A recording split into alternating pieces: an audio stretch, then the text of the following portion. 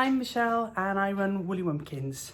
Welcome back to my channel. If you haven't before, please like and subscribe so that you don't miss any of my lovely adventures that are coming. So to round off 2020, my son-in-law bought me a gift. Can you see this? Michelle Lewis knitting needles, lovely little heart there. And then inside are knitting needles with Woolly Wumpkins and Michelle Lewis written on them. That's me. Now, he did spell Woolly Wumpkins wrong, but we let him off there because we love him. So I thought, let's use my hand spun yarn that I spun at the beginning of the year for Tour de Fleece. And I need a pair of gloves to wear at Wonderwool Wales because that's probably the coldest venue that I attend. Unless it's sunny and then it's the hottest, because I've been in those tin cattle, they're not sheds, I suppose they are called sheds, but they're just massive things, aren't they? So I just thought I need something that I can wear on my hand, but I need my fingers to be free and my thumb so that when I'm passing things, I got the grip, you know how it is. So I made some, on flat needles obviously, like I just said, some fingerless mittens. Now I've done it an unusual way. You won't see this very often. Let's do this so you can see better there. I have made the gusset right on the edge there.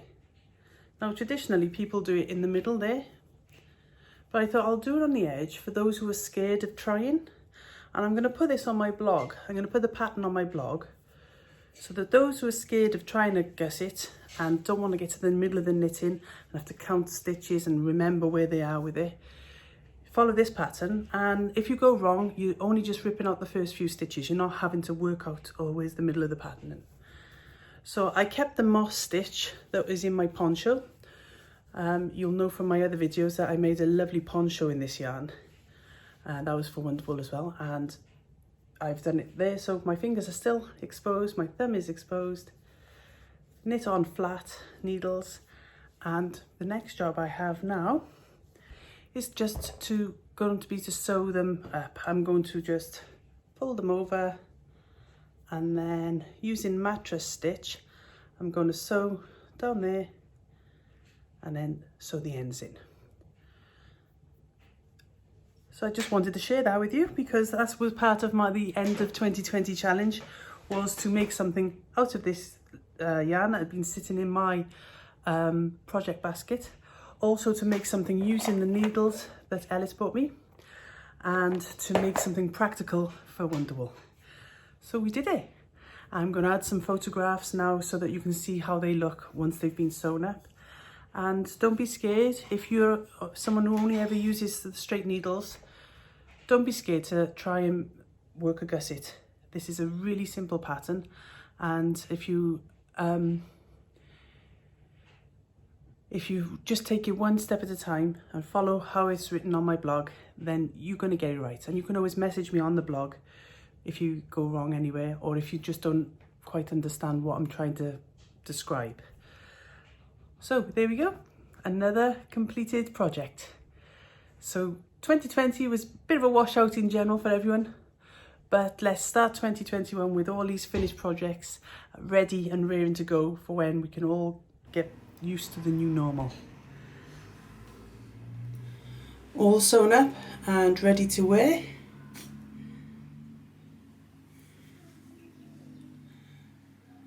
It's a pretty muggy day here, as usual in South Wales, so let's come in for a close-up so you can see all the beautiful colours.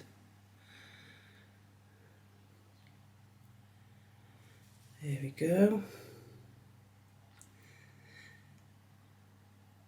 Nice rich navies and greens.